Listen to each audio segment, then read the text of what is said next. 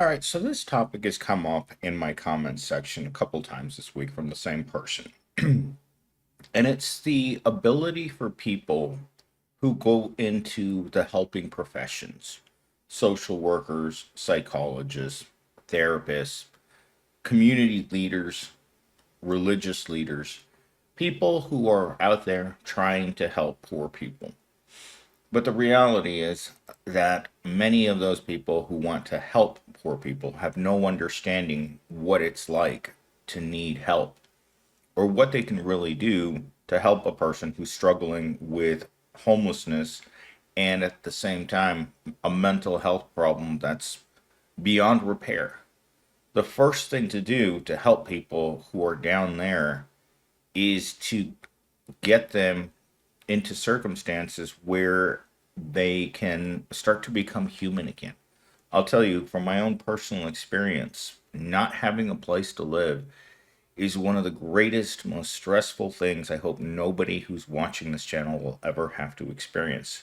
Because the coming back from that isn't isn't going to be you returning back to the normal person that you once were.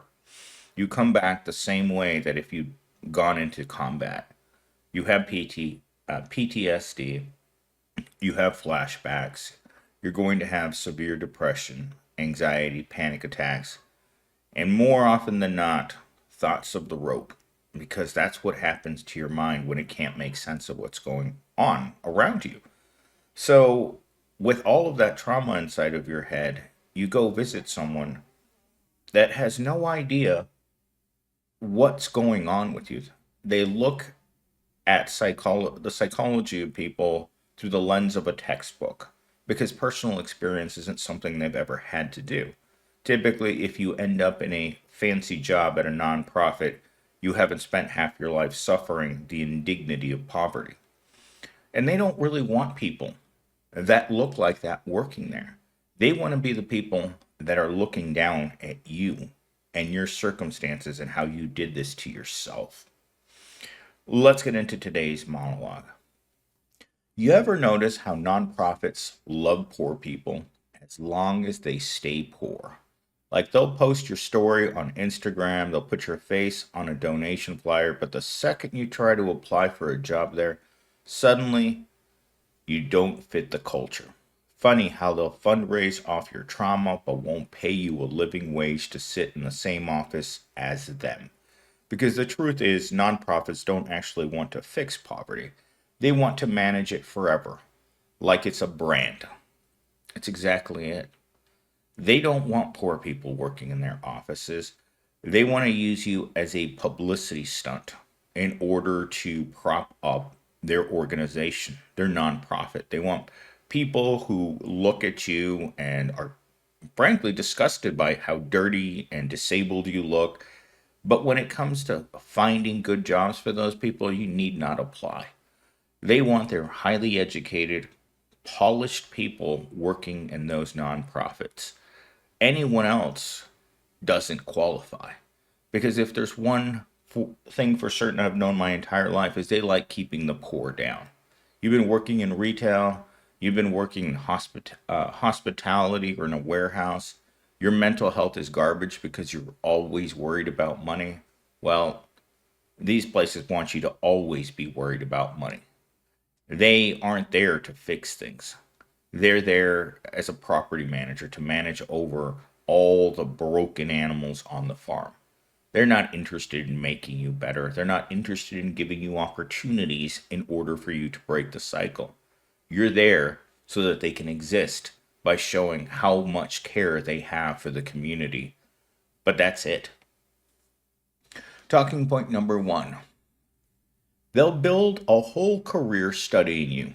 They'll write research papers about you. They'll even use your story in their fundraising emails. But God forbid you apply for a job there. Poor people are good enough for the brochure, but never the boardroom. That's been true across a lot of industries. Rich people like having their rich friends around. If you're Pablo, the pool cleaner, you're never going to make it into that boardroom with them. Everyone has a place in our society. There are these very same places These nonprofit groups will tell you all day long about the greatness of America and how everyone has the opportunity in this country, but that's not true. There is class warfare in this country. And if you're part of the lower class and the nonprofit profits from you being in the lower class, there is nothing for them to gain by bringing more people out of poverty. It's just managing the symptoms. A person that cannot be cured of poverty. Because I've said this before many times. Poverty is the worst disease the world has ever created. And no one's interested in curing it because there's too many ways to profit from it.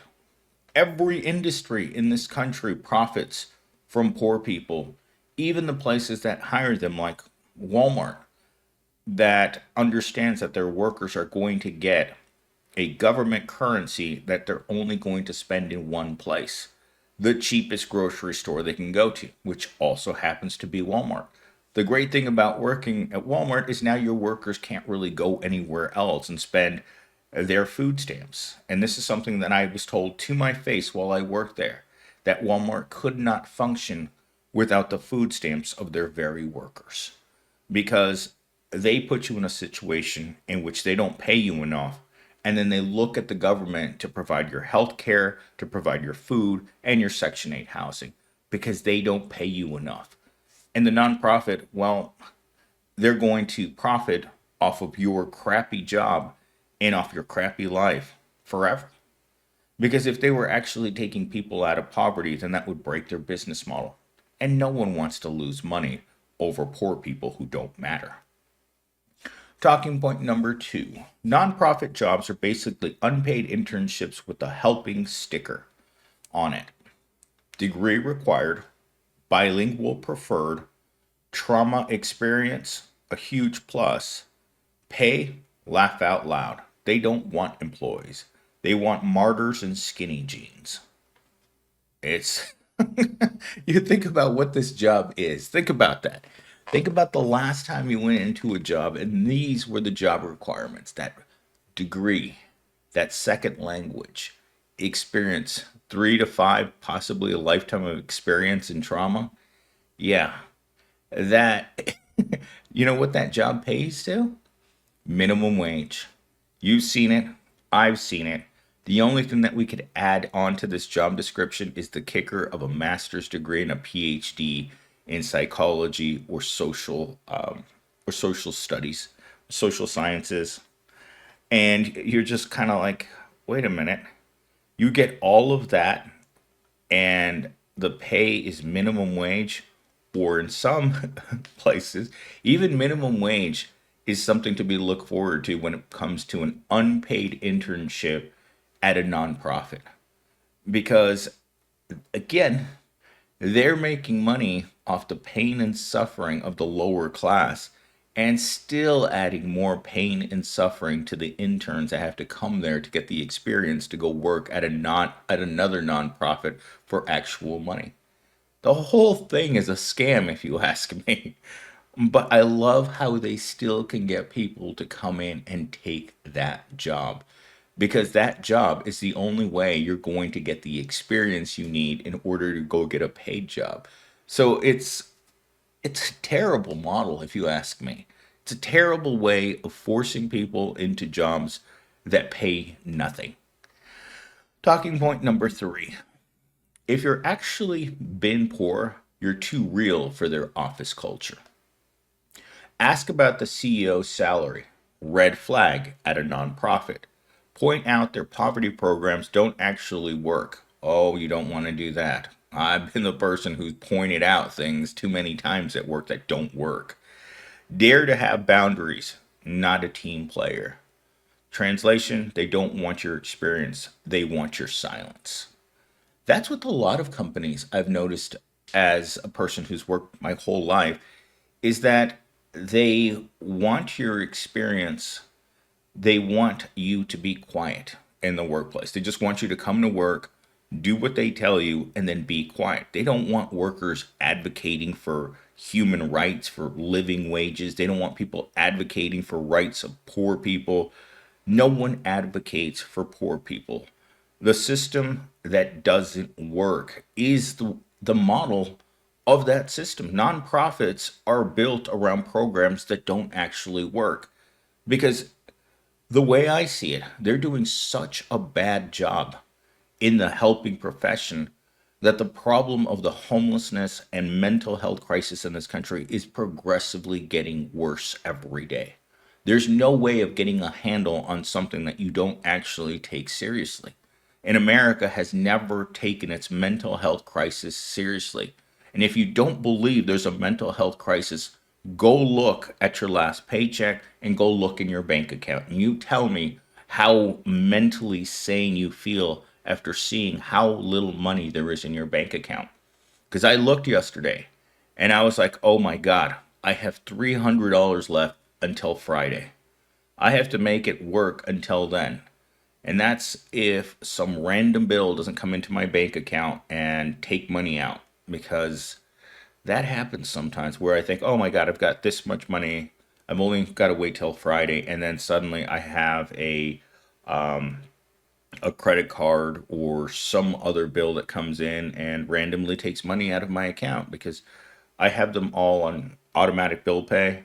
A lot of my stuff I have on automatic bill pay because I always forget to pay things. So I will look one day and think, okay, I'll be fine. Then come look the next day and it's like, oh my God, I have $20 left. It's just the way that things happen for people. It's unfortunate, but sometimes the money you think you have is the money that you don't actually have. Like yesterday, I tried to go get an adjustment, and I walked in the door, and the girl looks at me from behind the counter, and she's like, "You're gonna have to wait half an hour because the doctor's in with someone, and they're a new patient." And I just looked at her, half an hour. He's gonna see me for 2 to 3 minutes. I'm gonna have to sit here for half an hour, wasting time that I could be working here at my desk rather than sitting there twiddling my thumbs waiting for something that takes 3 minutes. Yeah, I don't know. It's just, let's move on to our a fourth and final talking point really quick. The real business model of nonprofits is never solving the problem. I've been saying that now for 12 minutes. Is there's if there was a problem, imagine if this wasn't a helping the helping profession. Imagine if this was the military budget and they had a problem. They had to make certain that they had the most capable military in the world. Well, guess what you do at that point? You give it the biggest budget in the entire country, and yet every year they ask for more. And yet you look around and it's like, well, I don't see any fighting. I don't see anything happening. Maybe I just can't see. But the problem that we do see is the problem with poverty because we can walk around outside of my house. I can go in any direction right now from my house within walking distance of my house and run into 20 people that need help. Most of them standing over at the off ramp by the 60. Then I just walk a little further down and there they are. And then I walk a little further down and they're standing in front of the gas station. I walk a little further down, they're shoplifting in the Kroger's. Then I walk a little further down and they're hanging around in downtown Tempe. They're everywhere. All of these people should have been helped, but they don't matter. So we pretend to help them with nonprofits. You give large donations to these nonprofits to try to solve a crisis with a paintbrush because all they're doing is brushing over it every single day, but still taking in that sweet, sweet money, especially for the CEO. All right. If poverty disappears, so do the jobs. If homelessness gets fixed, so do their funding.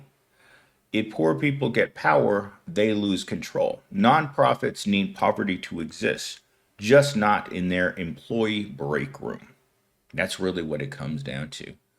When any neighborhood across this country, especially here, when they don't want a certain kind of people, they make it very evident that they don't want your kind around. And the easiest way to do this, and I've said this throughout many hundreds of videos, is the fastest solution to keep people they don't want in their areas out is just to raise the prices of being in that area to unrealistic standards. And that's not very hard when you think about what the federal minimum wage is in this country. All they have to do is say, well, a home in this area now costs $1 million on the low end and $5 million on the high end. That eliminates 99.9% of the people you don't want in your area. And the police will come and patrol in those areas looking for people that don't look like they belong there. I myself have been profiled on many occasions and asked why I was in this particular neighborhood. And I was just like, I live here. And they're like, no, you don't. You don't look like a person that can afford a house in Ahwatukee. You're not a person that looks like they can afford to be in this neighborhood. Look, you don't have a car. That's the number one thing that you're going to tell with a poor person is they don't have a car. And as a person who's never owned a car in my entire life, I'll tell you, being profiled by the one simple thing that you don't have is very easy. The next easiest thing to tell is when your car looks a certain way. And again, this comes down to fitting the profile of the perp. Because promobiles are a certain grade A stamp on your forehead that you are poor. Yesterday, I was walking to the leasing office to complain about this apartment yet again. And I was cutting through the parking lot and I saw one of my fellow proles doing his own tinting on his windows. And I'm like, not only is this an apartment, that car looks like it's was made 50 years ago and you're standing there you're glaring at me because I'm looking at you tinting your own windows in the parking lot. Like, oh my God. I mean, I think that actually has to be the worst thing I've seen people doing in the parking lot. Tinting your own windows is definitely, it is freaking ghetto. But again, if I'm a police officer and I'm driving by in this neighborhood and someone is tinting their windows, you just have to roll your eyes at it and just keep driving. That's what poor people do. If you were to see that same behavior in a gated community, you would stop and question why he's doing this, right? It's suspicious. A lot of the things that poor people do are always suspicious. And I've never understood that, but just looking a certain way, wearing a hoodie and being the wrong color in the wrong neighborhood can lead to very bad things happening to you. Because again, all you have to do is look suspicious and someone's going to question why you're there. In this neighborhood, we even had a guy about 3 weeks ago who's walking through the parking lot, randomly firing off his his thing, and people were running. I mean, in this neighborhood, you know, very suspicious, right? You have people on the other side of that apartment complex down the street. You have people who are in the little shopping center, the rundown shopping center, trying to start fires to keep themselves warm at night.